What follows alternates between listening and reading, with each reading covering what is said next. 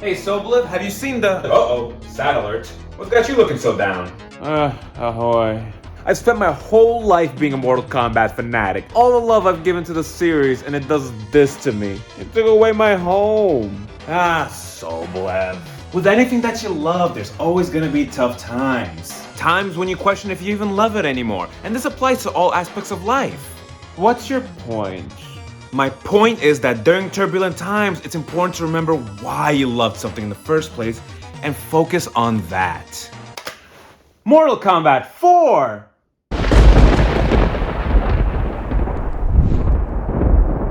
After Ultimate Mortal Kombat 3, the head honchos Ed Boon and John Tobias split up to work on two separate projects. While Tobias went off to make Syphilis in a cartridge, Boon would go on to work on the next main installment in the series, Mortal Kombat 4. With this one, Midway kind of wanted to step away from the silliness that the previous Mortal Kombat games played around with, and wanted to make a darker and more violent fighter. Cue all the hype from bloodthirsty fans and news outlets thinking video games were gonna cause an apocalypse. Now during this time in the late 90s, video games were fully switching to 3D and classic 2D fighters were replaced with 3D fighters, and Mortal Kombat was ready to make that shift. It was released to arcades on September 11th, 1997 and be the last Mortal Kombat game to do so. MK4 Arcade was a success, and in 1998 was brought over to console via the Game Boy Color, PlayStation, and the version we're gonna be looking at, the Nintendo 64. You know, for some reason I always thought Mortal Kombat 4 was a Nintendo exclusive, which is why I always used to call this game Mortal Kombat 64. I have a lot of sentimental value with this game. Playing it just makes me feel like a kid in a casino hotel room. Which sounds weird, but I'll elaborate that later. But in the meantime, let's play Mortal Kombat 64.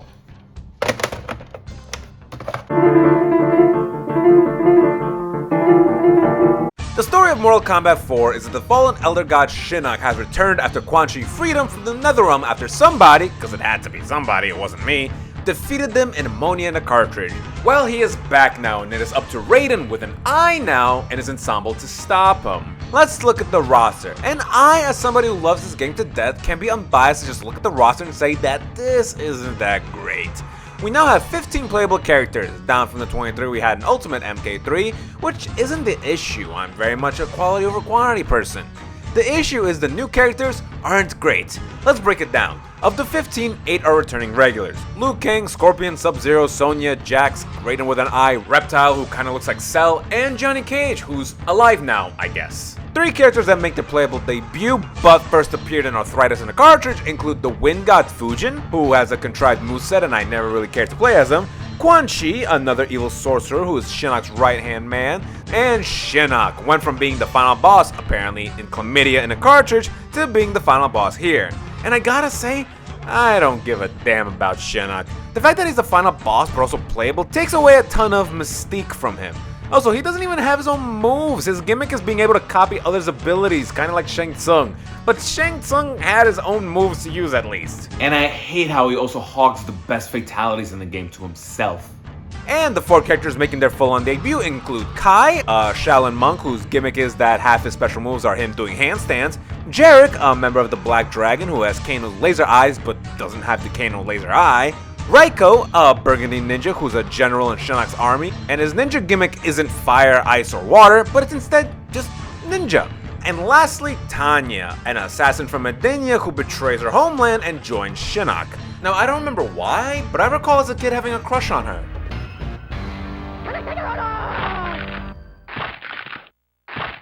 I remember now. Overall, the roster is okay. It's got all the important characters, and the new characters aren't bad, they're just forgettable. These aren't characters that whenever a new Mortal Kombat game drops, somebody goes, Where the hell is Jarek? Let's look at the stages. As I mentioned earlier, the developers wanted to give MK4 a more darker aesthetic, and I'd say they very much did that. The game not only gets so dark sometimes it's hard to see, but the settings feel very gothic. These places are creepy and would be an awesome setting for a survival horror game. Maybe something like Legacy of Kain. I don't know, I haven't actually played it. I just assume. And you know what that does? Ass out of you and me. I like the vibe Mortal Kombat 4 is going for, and it's not because I ever had a phase where my fingernails were painted black. I just like the sinister eeriness of the game. And the ghastly theme isn't without its charm. I always found the continue screen showing our character falling down a well to be entertaining, and if you don't continue, I think that's adorable. Plus, the blood effects in MK4 are also silly to me, but in a good way. It's just endless spurts of blood droplets. I find that fun. Now, the way the game looks, i.e. the character models, is something that people have attacked the game for. How they all look so blocky and dated. But here's the thing, MK4 in arcades looked great with smooth models and an incredible frame rate for the time. But it couldn't get all that on console, so between smooth models or smooth gameplay, they chose to sacrifice the graphics a bit to preserve the fast-paced gameplay, and now we have polygons fighting. The result was worth it. MK4 is fast-paced and runs extraordinarily well. Alright, let's talk the combat. So Mortal Kombat 4 is supposed to be the first 3D fighting game in the series, but it's pseudo-fake 3D. Every time I used to play MK4 growing up, I'd forget it's a 3D game until one of the characters randomly shift. Frankly, Mortal Kombat 4 is a 2D game with 3D elements, kinda like how Super Mario 3D World is a 2D game presented in 3D. The third dimension isn't really a factor in MK4. It's not often used by the computers for it to be such an integral part of the gameplay. Not like how MK3 introduced combos and the computers would abuse it where you had no choice but to try to use them. You can try to use the shift buttons, and I'm sure it'll make you a better player, but you don't really need to. Combos are easier to pull off, it isn't as strict as MK3 with your inputs. With 4 you can just mash and you have a high chance of pulling off a nice 5-hit combo. But something Midway added to balance the game a bit was maximum damage. Yeah, if you're getting too combo-y, the game will stop you in your tracks. I like this, and it'll help neutralize any tryhards during multiplayer. Modern MK needs this. Another big thing 4 added is giving each character a weapon they can take out. These require a button combo and are incredibly broken. They do so much damage! But it is a gamble to take them out. Not only are you vulnerable while you do it, but one hit will knock it out of your hand. You can pick it back up, but I don't know how to do it. You can also pick up other objects in the arena and toss them, but I also don't know how to do it. MK4 seemed poised on making a more balanced experience. It made combos easier to pull off, but put a cap on how long you can do them for. They introduced weapons that do a lot of damage, but they also made it easy to get knocked out of your hand. It seems here that Midway actually wanted to make a fun and accessible game, and boy did they. Difficulty is something I've talked about a lot with Mortal Kombat. The games can be relentlessly hard, which makes my admiration for him even more confusing. I love you. But with Mortal Kombat 4, I set the game to very easy, and it actually feels like it. And it's not me breezing through, I'm having very fun competitive fights. I even tried turning up the difficulty, and the game told me not to get too carried away. Also, for the first time, Mortal Kombat tells you how to pull off special moves and fatalities in-game. You can only do it in practice, but still, it seems like this is where Mortal Kombat is truly trying to be user-friendly. Midway is showing us how to play the game and letting us have fun while playing it. And if you want the challenge and grueling difficulty, you can have it too. See? Options. Now what about the controls? Well, general grabs in a cartridge gave me a rude awakening to how bad the N64 controller can be, and it made me nervous leading up to playing MK4 because I really wasn't ready to have this game be soiled too. Well, it didn't happen. On the 64 controller, you had the option of using either the D-pad or the C-stick. Options are the best. And it wasn't bad. It didn't make my hand cramp or anything. It felt natural. Wow, this game is so great, it even fixed my relationship with the Nintendo 64 controller. Oh, Tridey, I'm sorry I ever doubted you. Now, for all the praise I give MK4, I can still recognize its faults. There are 3 problems that I have with it. And first up, the fatalities. Now, this isn't me saying the fatalities themselves are bad. In fact, the fatalities here are some of my favorite in the series. Midway wanted to make the game more violent, and the fatalities are brutal. A giant skeletal hand squeezing you until your head pops, Reptile gnawing your face off, Quan Chi ripping your leg off and beating you endlessly with it, the classic Sub-Zero head rip, Tanya launching my puberty, it's all great! No other finisher types besides 2 stage fatalities, which is for the best. The animalities were stupid and friendship/babalities wouldn't fit with the atmosphere. But anyway, my problem isn't with the finishers themselves, but instead with using them. I don't know if it's me, but I can't perform 80% of the finishers in the game. I'm 1000% sure I'm putting the inputs in right. I never had any issues with the special moves, what gives? But now you're probably wondering how I got all the footage for the fatalities. Well, how do you think I did it? The game has cheats! So I'm just gonna cheat one last time. Well, I guess that makes me a liar. The second problem I have is with the tournaments. They never rotate them, and I do mean never. For this video, I beat the arcade with every character and the fight order was always Scorpion, Kai, Reiko, Tanya, and Jarek. Why not just randomize the roster? It got old fighting the same guys over and over and over. Now you could go to another tower, but those rosters don't change either.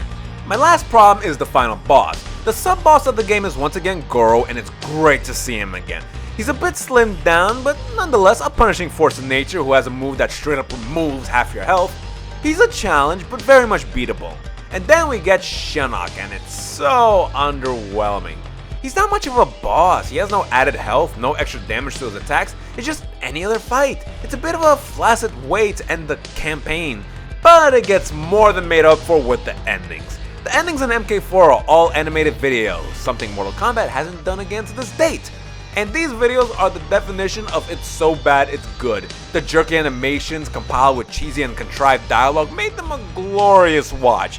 I highly recommend anybody to look them up and watch them. Actually no, pause the video now, go on YouTube and watch them now. You'll thank me later. Wasn't that great? The acting just gave off a vibe of doing a performance in front of an English class and everyone is doing their best to get through it. I love these more than myself. Now what else is there to do? Well, we have an endurance mode where with a single health bar you try to get through either a whole tournament or see how many opponents you can defeat, and it's fun to try now and then. The game has 2v2s, which is great, and also a tournament mode for, I'm assuming, couch multiplayer with multiple people. I'd actually love to try to knock one of these out with a group of friends. There are secret fighters. Apparently by using a secret method you can play as Noob Saibot, Goro, or Meat, who is just a model of a skeleton after a fatality. But I couldn't get any of these to work. And now for a little addendum. Why this game has so much sentimental value to me. Well, growing up, my family would frequently drive to Atlantic City to a casino called the Borgata. They would go and gamble away any college money I would have had and leave me in the rooms. And if it sounds sad, it isn't. Because when you reached behind the TVs, you'd pull out this.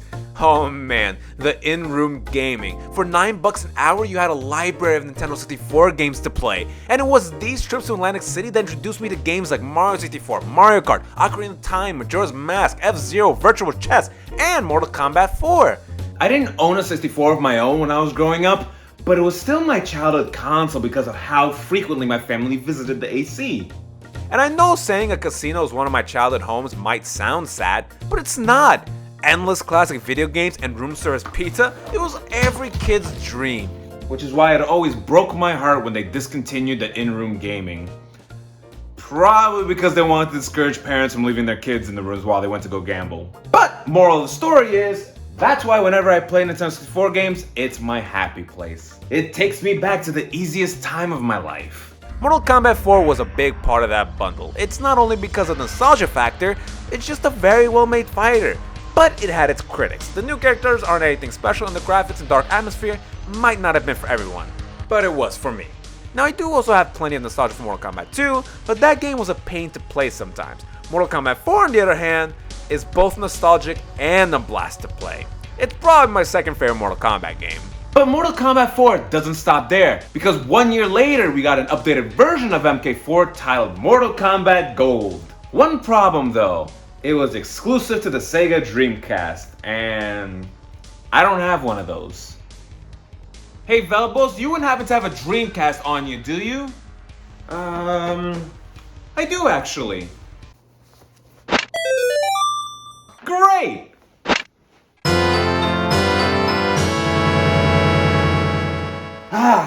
Thanks Velbos. Wow! I mind you being here slightly less. Thanks! It's about time you're starting to appreciate me around here. Mortal Kombat Gold was a launch title for the Sega Dreamcast, and what better way to kick off your console's life than having the greatest Mortal Kombat ever! Sega wanted the exclusive rights to this upgraded version as they thought it would be quite the attraction. People f***ing hated this game. Yeah, MK Gold was negatively received and it didn't do anything for the Dreamcast, which would eventually fail. Nothing could have saved that console, not even Echo the Dolphin. Anywho, MK Gold.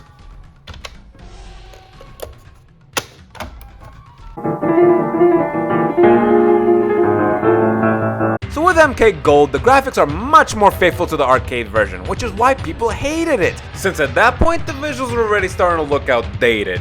The performance suffered a little bit. While combat is still relatively smooth, there is this annoying thing where if you play as Shinnok and try to use somebody else's moves, the screen will first freeze for a few seconds, come back for a short time while you have the character's moveset, and then it'll randomly freeze again as you revert back to just Shinnok.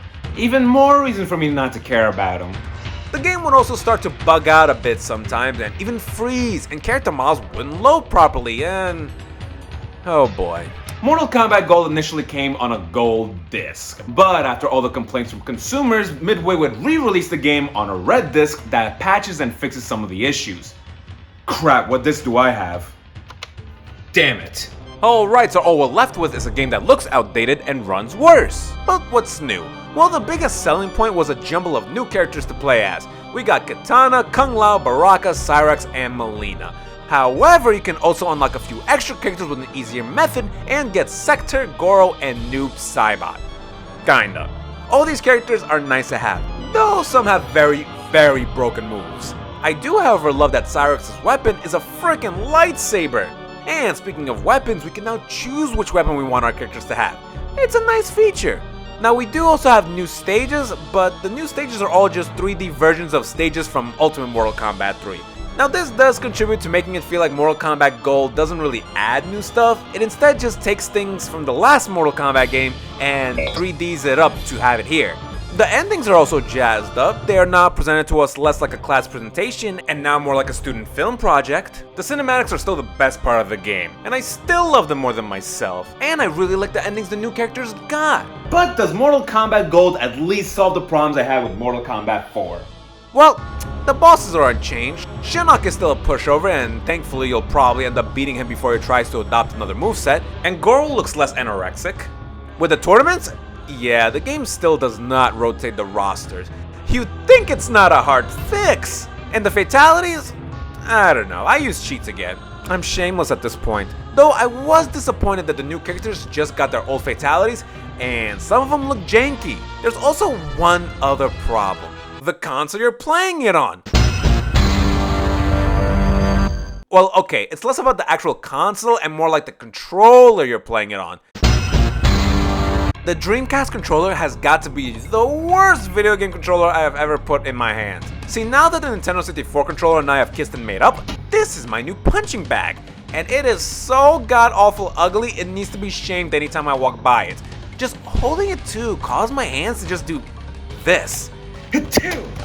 Yes, you heard correct. I had a full-on hand sneeze. It's a common side effect when playing on a Dreamcast controller that not a lot of people heard of, because not a lot of people own the Dreamcast. Hello! But I don't know, besides bullying the Dreamcast till it cries in the corner, I don't have much else to say about Mortal Kombat Gold. It's definitely not the greatest Mortal Kombat ever, and as much as I enjoyed having an expanded roster and higher production value with the endings, it's not enough for me to pick it up over the original version. If you ask me, just stick with 4.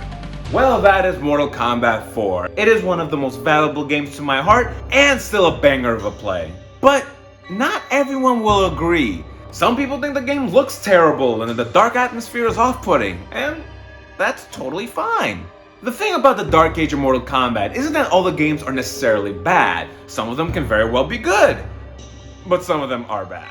Mortal Kombat in its early years established itself as the greatest fighting franchise of all time, but during the late 90s and most of the 2000s, with the emergence of other fighting games like Smash Bros, Tekken, and Soul Calibur, Mortal Kombat didn't stick out too much.